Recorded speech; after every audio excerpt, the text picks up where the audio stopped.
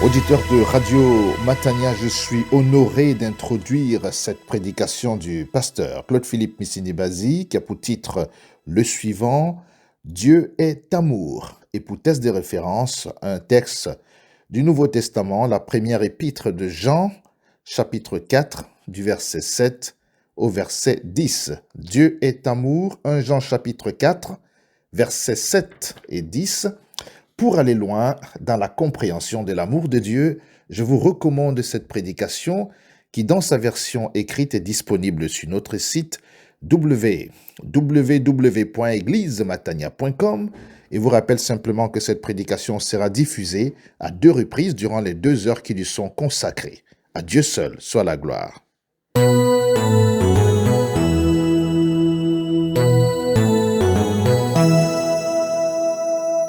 Lisons ensemble donc dans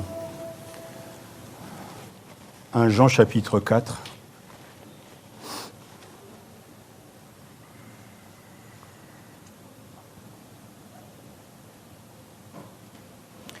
Un Jean chapitre 4, versets 7 à 10.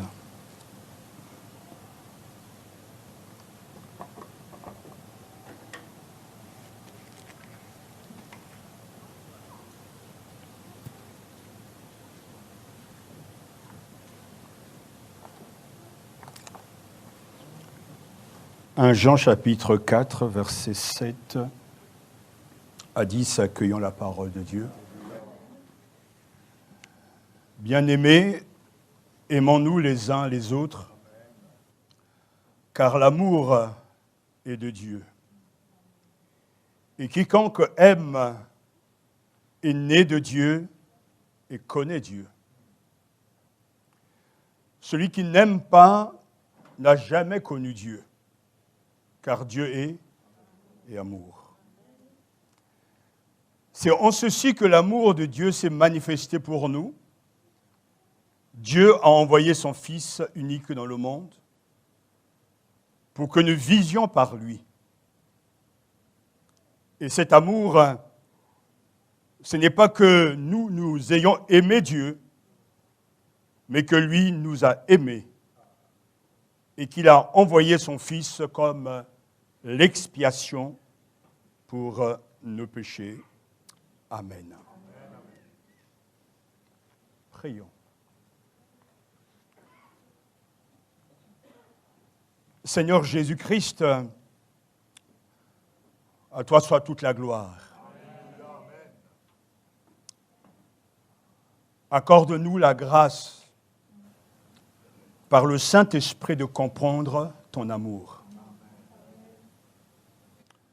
Accorde-nous la grâce de comprendre ton amour. Et donne-nous la grâce aussi d'y répondre avec joie et avec confiance.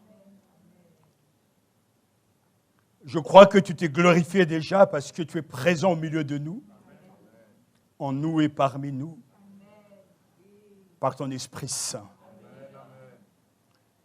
Et nous sommes rassurés que tu es prêt à nous aider, à aider tes élus à mieux te comprendre. Pour avoir des arguments pour continuer à te louer et t'adorer. Seigneur, merci pour ta parole qui est venue jusqu'à nous et le privilège que nous avons d'avoir autant de versions, autant de Bibles.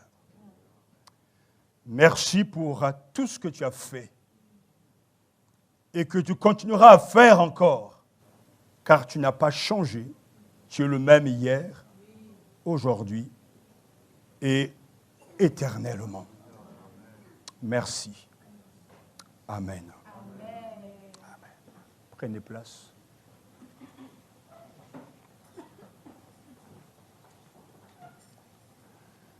Tout le monde sait que le mot d'ordre de cette année, tiré de Jean chapitre 13, verset 43, 13, 34, etc., parle de l'amour de Dieu.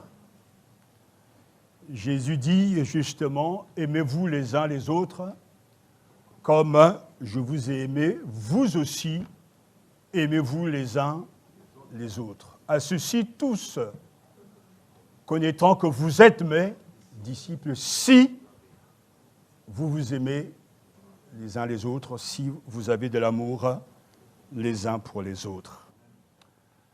Donc, tel est notre sujet en 2025. Et ce matin, nous voulons encore aller un peu plus loin dans la compréhension de l'amour de Dieu. Jean l'apôtre de l'amour, nous partage ici des vérités, des affirmations que nous devons recevoir avec joie. Il affirme dans ce vocatif « bien-aimé ». Et ensuite, il poursuit « aimons-nous les uns les autres, car l'amour est de Dieu ». C'est d'abord par cet impératif, lorsqu'il commence avec ce mot gentil, « chers amis bien-aimés, aimons-nous les uns les autres ». Cela indique que l'apôtre s'adresse clairement aux chrétiens. L'amour du frère vient de Dieu et c'est une preuve que nous sommes nés de Dieu lorsque nous sommes capables d'aimer notre frère, notre sœur dans la foi, mais également aussi d'aimer tous les hommes. L'amour n'est pas une vertu innée en nous, ni un comportement appris. L'amour vient de Dieu. Celui qui est à l'origine de l'amour et qui donne l'amour. C'est ce que l'apôtre affirme ici, aimons-nous les uns les autres. Après ce commandement, mais il précise, car l'amour est de Dieu. Et quiconque aime est né de Dieu et connaît Dieu. Les lecteurs de Jean, comme nous, doivent s'aimer les uns les autres parce que l'amour vient de Dieu. Dans le texte grec, ce mot, cette expression, est une expression clé, ekteu plutôt. C'est-à-dire, ek en provenance marque la source, l'origine. Quand Jean affirme que l'amour vient de Dieu, il dit également que personne ne peut aimer Dieu ni aimer son prochain si l'amour de Dieu n'est pas dans son cœur. L'amour, semble dire Jean, doit être recherché, sanctifié, nourri et gardé simplement en vertu de son enracinement inhérent à Dieu. Et cette expression, ekteu, c'est-à-dire vient de Dieu, sort de Dieu, est une expression que l'on trouve dans le Nouveau Testament pour indiquer et nous dire qu'avant d'être, il faut d'abord recevoir. Par exemple, Jésus dit dans Jean chapitre 7, verset 17, « Si quelqu'un veut faire la volonté de Dieu, il saura si cet enseignement vient de Dieu ou si je parle de moi-même. » Jésus lui-même poursuit dans l'Évangile selon Jean chapitre 8, verset 42. Il dit, Jésus leur dit, « Si Dieu est votre Père, vous m'auriez aimé car c'est de Dieu que je suis sorti et que je viens. Je ne suis pas venu de mon propre chef, c'est lui qui m'a envoyé. » Et si aujourd'hui on reconnaît le croyant qui accepte Jésus, c'est parce que lui-même a reçu de la part de Dieu, le Père, l'amour et la grâce de recevoir Jésus comme Seigneur et Sauveur. La Bible poursuit que les personnes même qui répondent à la parole de Dieu sont de Dieu. Dans Jean toujours, chapitre 8, verset 47, « Celui qui est de Dieu écoute les paroles de Dieu. » Et c'est parce que vous n'êtes pas de Dieu que vous ne m'écoutez pas. Et ce matin, on peut se parler aussi et dire la même chose. Est-ce que vous écoutez les paroles de Dieu? Si oui, c'est que vous êtes de Dieu. Si vous n'écoutez pas les paroles de Dieu, ça veut dire que vous n'êtes pas de Dieu. L'Esprit de Dieu aussi vient de Dieu. L'apôtre Paul, dans 1 Corinthiens chapitre 2, verset 12, nous dit « Pour nous, nous n'avons pas reçu l'Esprit du monde, mais l'Esprit qui vient de Dieu, afin que nous connaissions les dons de la grâce de Dieu. » Et qu'en toute chose, cette expression est une expression clé, c'est-à-dire que quiconque qui aime est né de Dieu, connaît Dieu, car l'amour est de Dieu. L'amour est de Dieu. Je ne parle pas de la sensualité, je ne parle pas de bonjour, bisous, bisous, par-ci, par-là. Je ne parle pas de l'amour selon Hollywood, qui est plutôt un amour déguisé sensuel. Mais je parle de l'amour agapé. L'amour qui donne sans recevoir. Un amour désintéressé. Cet amour vient de Dieu. Il sort de Dieu. Il provient du cœur même de Dieu. Au point que Jean lui-même est le héros de cette vérité, parce que dans 1 Jean chapitre 5, verset 18, il écrira « Nous savons que quiconque est né de Dieu ne pêche plus, mais l'engendré de Dieu le garde et le mauvais n'a pas prise sur lui. » Parce qu'il est né de Dieu, il a reçu la nature divine. Ainsi, l'amour n'est pas simplement une vertu quelconque, mais c'est l'attribut suprême de Dieu. Il s'agit là donc de l'attribut primaire suprême de Dieu. Dieu est amour. Et quiconque aime est né de Dieu et connaît Dieu. Cela veut dire, frères et sœurs, que votre expression concrète de l'amour vous donne la meilleure preuve que vous avez fait l'expérience de la transformation de la vie qui vient de Dieu par le Christ. En aimant Dieu et son prochain comme soi-même, nous avons la preuve en nous que nous sommes de Dieu. Et si nous n'aimons pas le Seigneur et n'aimons pas le prochain comme nous-mêmes, nous sommes des menteurs. Et l'amour de Dieu n'est pas en nous. Au point que le réformateur Calvin a pu dire, si quelqu'un sépare la foi de l'amour, c'est comme s'il essayait d'enlever la chaleur du soleil.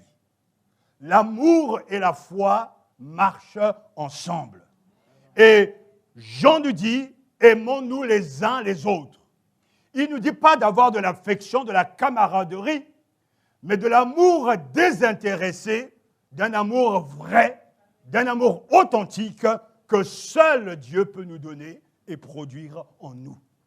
Dans ce premier verset 7, Jean dit très clairement que la nature même de Dieu est l'amour. Alléluia. Et les effets de l'amour de Dieu sont là. Quiconque est né de Dieu et connaît Dieu aime son frère. Ensuite, il nous donne au verset 8 le statut de celui qui n'aime pas Dieu. Il poursuit, celui qui n'aime pas n'a jamais connu Dieu, car Dieu est amour. L'amour, comme je viens de le dire, est une réalité, c'est l'essence même de la nature de Dieu.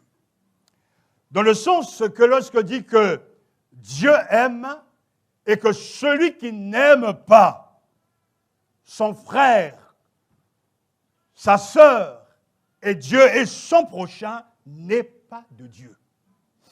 Inversement, celui qui n'aime pas ne connaît pas du tout Dieu, car Dieu dans sa nature même est amour. Dieu est amour. L'amour ainsi conçu ne doit pas être compris comme l'une des nombreuses activités de Dieu, mais plutôt comme toute son activité est une activité d'amour. S'il crée dans l'amour. S'il gouverne de l'amour avec amour. S'il juge, il juge de l'amour toujours avec amour. Tout ce qu'il fait est l'expression de sa nature, qui est d'aimer. Alléluia. Dieu est amour. Alléluia. C'est tellement important et ce qu'il nous dit, est capital, essentiel. Tout commence dans l'amour, découle de l'amour, se perfectionne par l'amour et retourne à l'amour. Et il y a une centralité dans les épîtres de Jean et dans son évangile. Il ne cesse de parler de ce Dieu d'amour. Avec une force, une puissance incroyable. Il n'affirme pas et il ne dit pas que Dieu est puissance, alors qu'on a besoin de puissance. Il ne dit pas que Dieu est ordre, alors qu'on a besoin d'ordre dans ce monde de chaos. Il ne dit pas que Dieu est bonté, alors que nous avons besoin d'exprimer et d'expérimenter la bonté de Dieu au quotidien, mais il affirme Dieu est amour. Et ça, c'est la vérité concernant Dieu. Comment le savons-nous?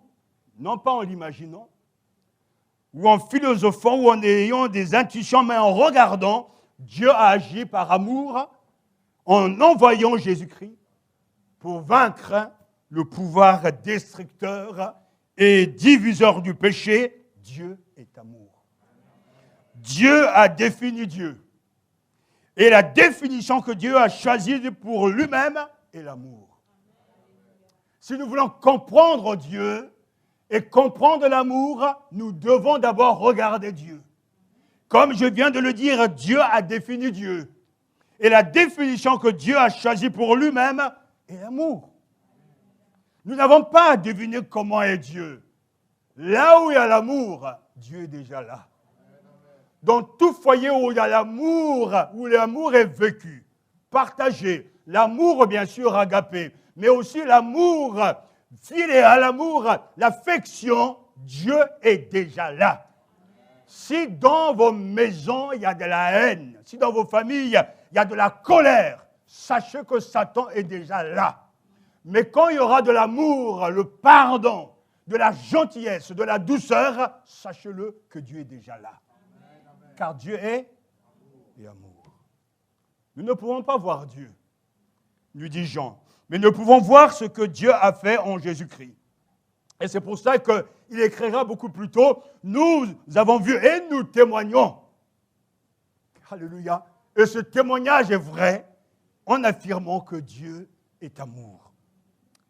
Il affirme ici que qui n'aime pas n'a pas connu Dieu, et cette affirmation est claire. Qui n'aime pas n'a pas connu Dieu. La connaissance de Dieu est liée à l'amour. À travers la nouvelle naissance, car beaucoup plus tôt, comme nous l'avons entendu, quiconque aime est né de Dieu et connaît Dieu. Cela est très clair que celui qui n'aime pas n'est pas né de Dieu et ne connaît pas Dieu.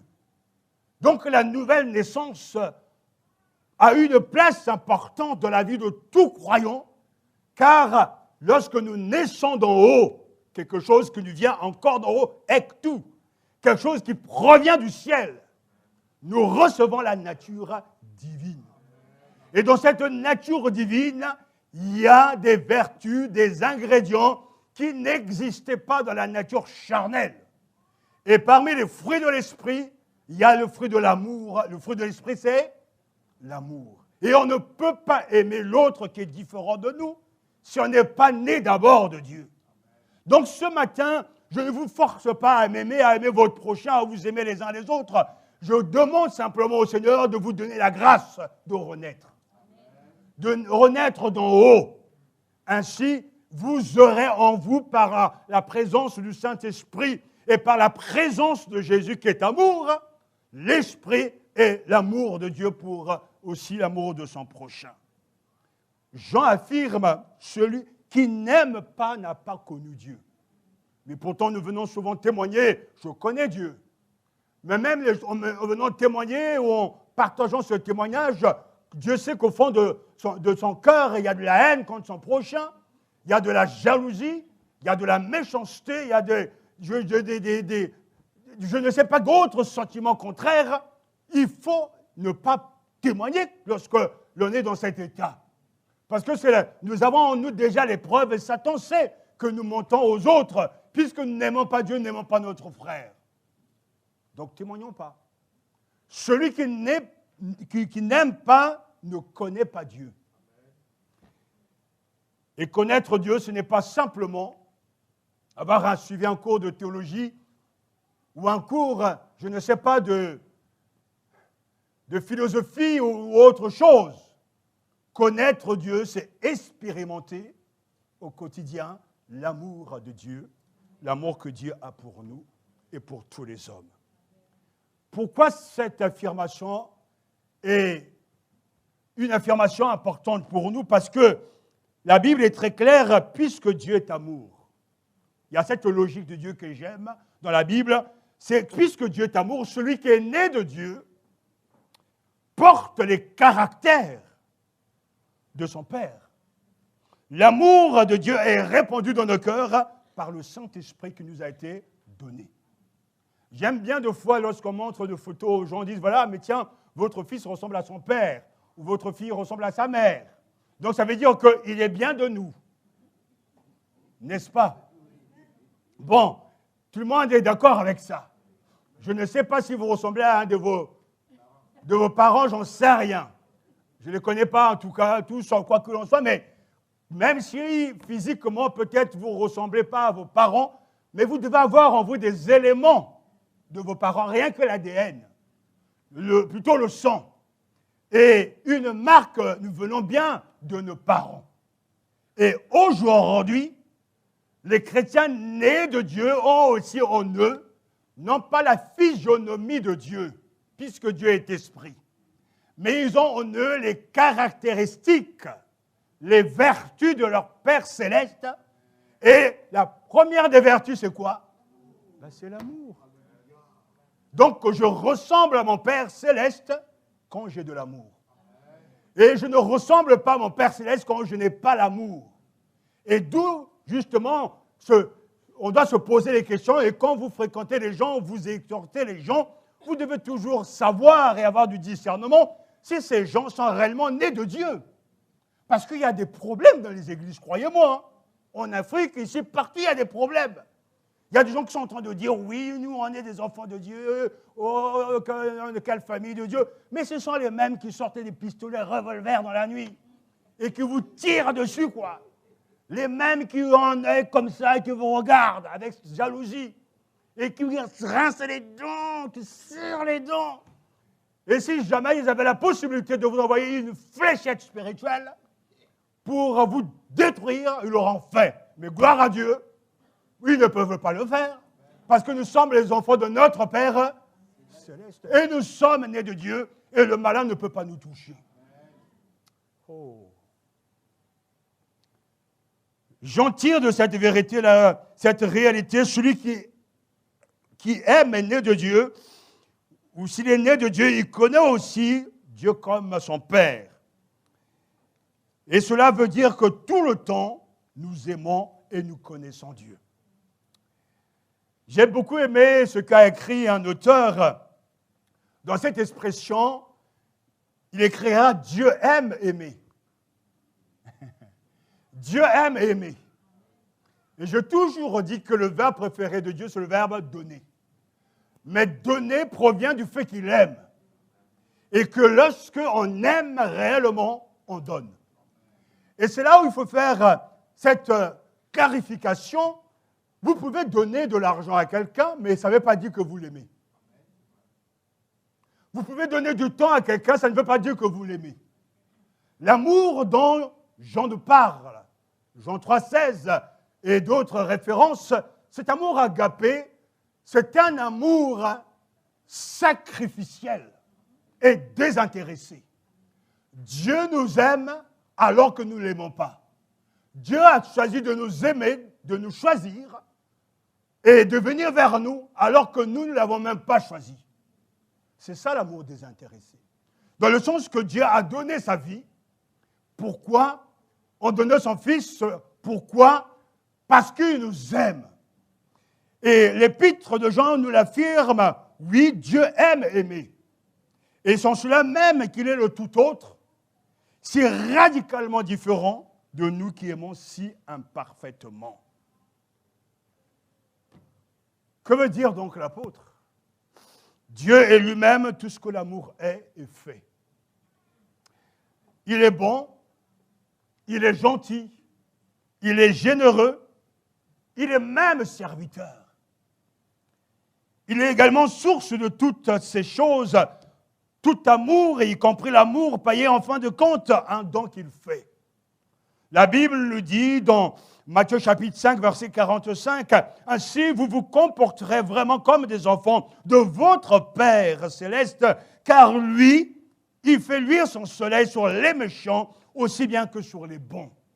Et il accorde sa pluie à ceux qui sont justes comme aux injustes. » Dieu aime. Et Dieu démontre son amour, car ce Dieu aime aimer. Et béni soit son nom, parce qu'il nous aime réellement. Et cet amour est un amour vrai. Le verset 9 nous dit que le but de Dieu dans la révélation de son amour est très clair. C'est en ceci que l'amour de Dieu s'est manifesté parmi nous. Dieu a envoyé son Fils unique dans le monde pour que nous vivions par lui. C'est ainsi, en ceci, a été manifesté l'amour de Dieu pour nous, ce que Dieu a envoyé son Fils unique. Vous voyez que le fait de ressentir et d'avoir des sentiments à l'égard des gens, ce n'est pas de l'amour. Ce ne sont que des sentiments. Lorsque l'on aime, l'amour se traduit toujours par un comportement bien spécifique. Et Jean nous le dit ici, en ceci a été manifesté l'amour de Dieu pour nous. Ce que Dieu a envoyé son Fils unique dans le monde afin que nous vivions par lui. Et c'est très important, cet amour de Dieu, selon ce verset, nous ramène à ce que nous avons entendu tout à l'heure via notre sœur qui nous a dirigé dans la louange, que l'amour de Dieu est toujours un amour incarné. Toujours. Dieu a tant aimé qu'il a donné son Fils unique. En voyant Jésus, on voit là le fruit, mais aussi la réalité de l'amour de Dieu le Père. C'est Dieu le Père a envoyé son Fils unique dans le monde et il est venu vers les siens, il est vers les siens et les siens ne l'ont pas reçu. Mais à tous ceux qui l'ont reçu, il a donné le pouvoir de devenir enfants de Dieu. Et ceux-là ne sont pas nés de la chair, mais de Dieu seul, de l'Esprit. L'amour de Dieu s'est manifesté en nous par ceci dit Jean. C'est-à-dire par le fait que Dieu a envoyé son Fils unique dans le monde. Cela signifie l'amour de Dieu pour nous.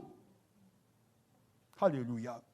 C'est comme si je disais, Dieu a montré son amour en ou pour nous en envoyant son Fils unique.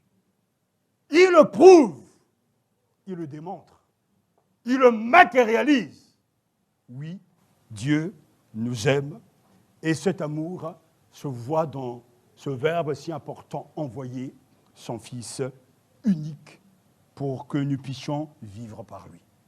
Non seulement Jean affirme que en ceci, nous avons la preuve de l'amour de Dieu, mais la venue même de Jésus ici-bas était une venue pour apporter non pas la condamnation, ni la mort, mais il est venu pour que nous puissions vivre par lui. C'est ça le but de l'amour. Dieu nous veut du bien depuis le commencement. Et il nous faudra toujours le meilleur, du bien, parce qu'il nous aime. Il ne nous donnera jamais des serpents en cadeau. Il ne nous donnera jamais des situations chaotiques pour nous briser, nous faire mal. Non, l'amour de Dieu, c'est un amour désintéressé. C'est un amour sacrificiel, mais avec un objectif clair pour que nous ayons la vie. Et cette vie, c'est la vie éternelle et le salut parfait en Jésus-Christ. Dieu nous aime. Et l'affirmation simple mais profonde s'explique parce que Dieu a fait, il a manifesté son amour parmi nous, il a envoyé son Fils unique dans le monde pour que nous vivions par lui. L'auteur précise que l'amour dont il parle implique des actes concrets et objectifs. C'est clair. On ne peut pas aimer sans poser des actes.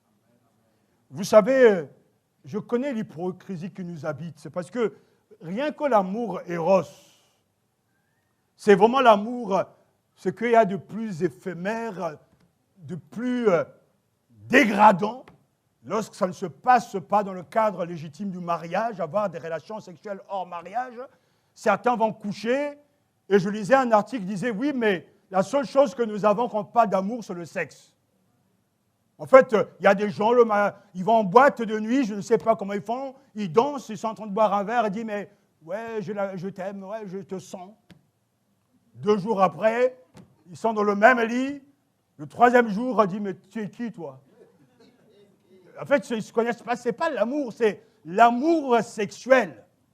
Et l'amour éros, c'est ce que l'amour, justement, on nous vend à la télévision, dans les livres, à l'eau de rose, Harlequin, ou je ne sais pas quelle lecture, Gala, Vogue. Les gens sont en train de rêver, en train de lire, ah, ils s'aiment. Et on voit, certains regardent les dessins, et puis ils s'embrassent. Et puis il y a des étoiles, il y a des etc. Ils pensent que c'est ça l'amour. Non, ça c'est simplement une attirance physique. L'amour fédéral, c'est aimer. Et quand même tu es avec quelqu'un, tu l'aimes, mais que cette personne est handicapée, tu ne les quittes pas, tu ne quittes pas la personne parce que tu l'aimes. Le philéa, justement, c'est l'amour que les uns et les autres ont, même au sein des assemblées, des associations, ils s'aiment, il y a des gens qui s'aiment. Les Togolais s'aiment entre eux, les Congolais s'aiment entre eux. Enfin, il semblerait.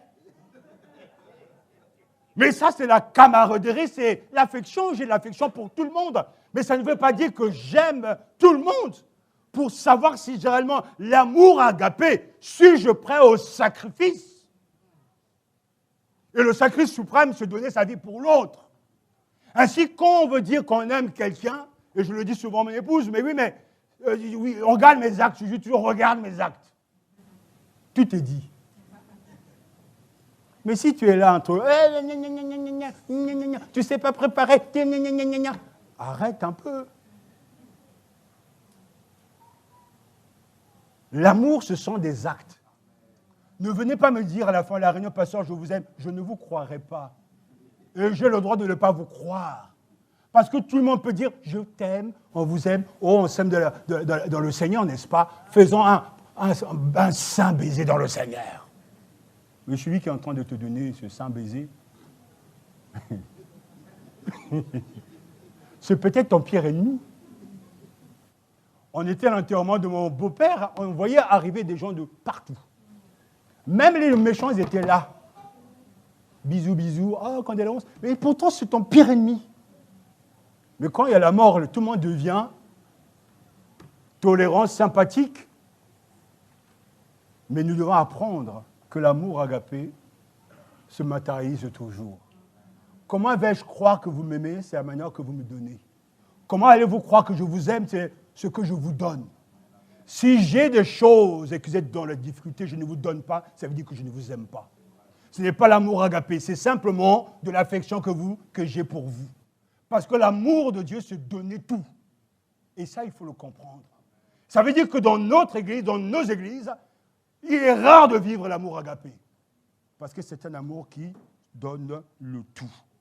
Vous voyez bien que l'amour de Dieu est très clair, le but de l'acte de Dieu est que nous vivions par lui. Et que, en ceci est l'amour, non en ce que nous ayons aimé Dieu, mais en ce que lui nous aima et qu'il envoya son Fils pour être la proportion pour nos péchés. Vous voyez, tout est dit ici. Quel est le lien avec tout ce que nous savons de notre mot d'ordre? Cet amour, c'est le lien, c'est que Dieu agit par amour envers nous. Que nous ayons fait quoi que ce soit, il a déjà décidé de nous aimer.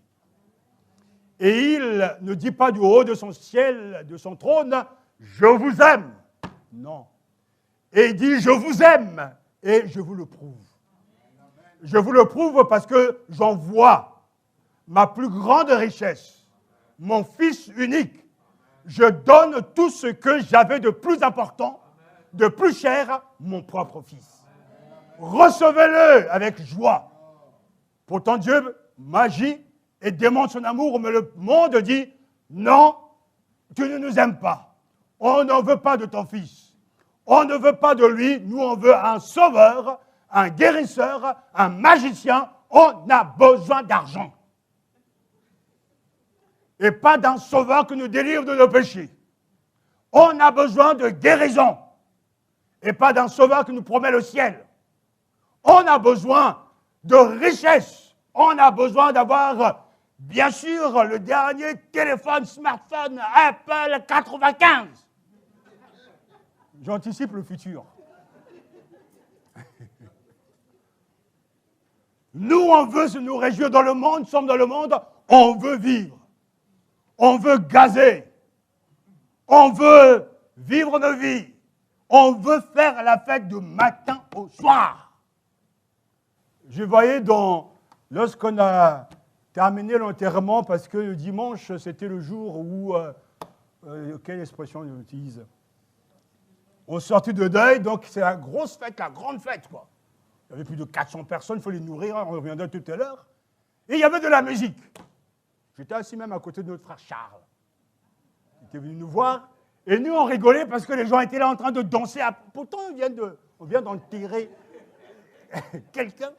Mais ils étaient là et il y avait des gens, la musique était tellement forte, j'en pouvais plus. Je leur ai demandé de baisser, mais le pasteur dit, mais ils n'arrivent pas à maîtriser la table de mixage, etc. Donc bref, on a dû supporter les choses et il y en avait des gens tout dans le coin, ils étaient là.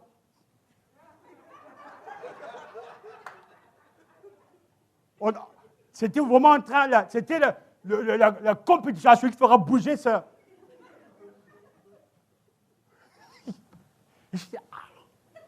Ces gens viennent de pleurer. Et les gens aiment la fête. Ils oublient tout. Et à chaque fois, j'étais étonné, et on écoutait la musique même dans la voiture. Il passait des musiques, à chaque fois, je disais à mon épouse, mais c'est quoi? Qu'est-ce qu'ils chantent là? Oh chérie, je t'aime. Oh chérie, je vais être avec toi. Mais ils ne croient même pas ce qu'ils chantent. Mais tout le monde veut être dans la fête. Alors quand Jésus dit que je viens pour vous apporter le salut, l'expiation pour nos péchés, il est venu, Dieu nous donne non seulement le meilleur, mais le cadeau le plus important, le pardon de nos péchés. Oh, le texte indique clairement que Dieu ne s'oppose pas à l'homme en tant qu'adversaire, mais même quand nous avons péché, Dieu a envoyé son Fils pour lui-même être la victime expiatoire pour nos péchés. Lui qui est offensé, c'est lui qui donne la solution. Lui qui est rejeté, c'est lui qui vient à nous. Lui qui est amour, celui qui tend encore la main. Dieu est amour. Alléluia. Et ce qui est important, c'est de le garder et de vivre ces choses. Le sacrifice du Christ est suffisant pour tous. Il est nécessaire pour tous. Bien-aimés, aimons-nous les uns les autres, car l'amour est de Dieu. Et quiconque aime est né de Dieu et connaît Dieu. Celui qui n'aime pas n'a jamais connu Dieu, car Dieu est amour. Alléluia. C'est en ceci que l'amour de Dieu s'est manifesté par Dieu. Dieu a envoyé son Fils unique dans le monde pour que nous vivions par lui. Et cet amour, ce n'est pas que nous ayons aimé Dieu, mais que lui nous a aimés et qu'il a envoyé son Fils comme l'expiation pour nos péchés. À Dieu soit toute la gloire. Oui, merci Seigneur, de ce que, malgré mes rejets, malgré ce que je suis, tu as décidé de m'aimer. Et je le sais, et je le dis, et que chaque croyant arrive à vivre cette vérité que Dieu est amour. Soyez bénis.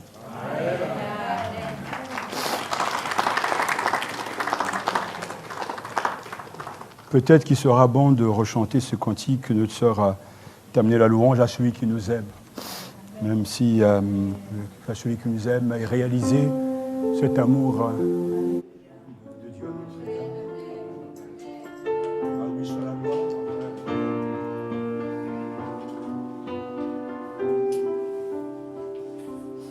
À celui qui nous aime, qui nous a délivrés de nos péchés.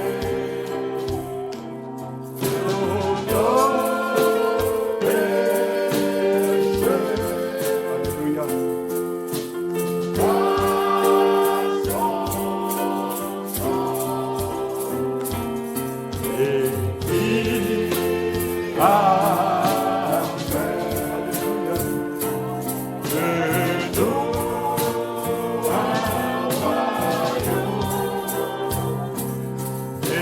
Dieu son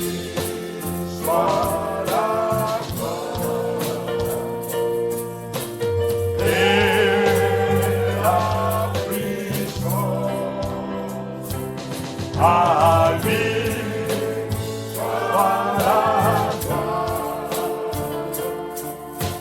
et la puissance. À lui et la puissance au ciel des cieux. Alléluia, il nous a délivrés de nos péchés.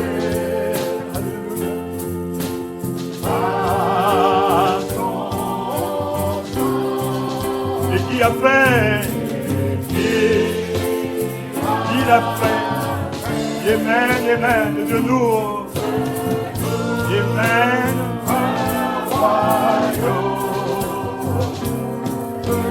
sacrificateur pour Dieu,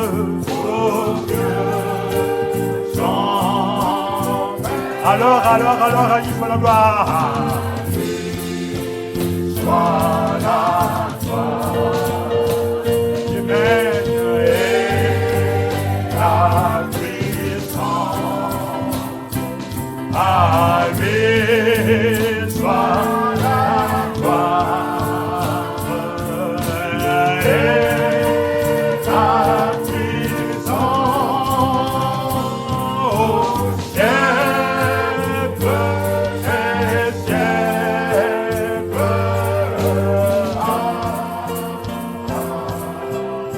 Pendant que les musiciens jouent, que chacun loue le Seigneur, remercie le Seigneur pour ce grand amour. Amen, amen. Merci Père, de ton grand amour, de ce que tu nous aimes, tu m'aimes, tu es mon épouse, tu es mes enfants, tu aimes. Merci de ce que tu as prouvé. Louange à gloire à toi, de ce que tu es venu parmi nous, alors que nous ne méritons rien, que la mort, la damnation, la condamnation, mais Dieu a envoyé son Fils. Merci pour les preuves. Merci pour les preuves de ton grand. Alléluia. Sois célébré, sois chanté, sois glorifié. À toi la louange, à toi les honneurs. Alléluia, à lui soit la gloire. À lui soit la gloire.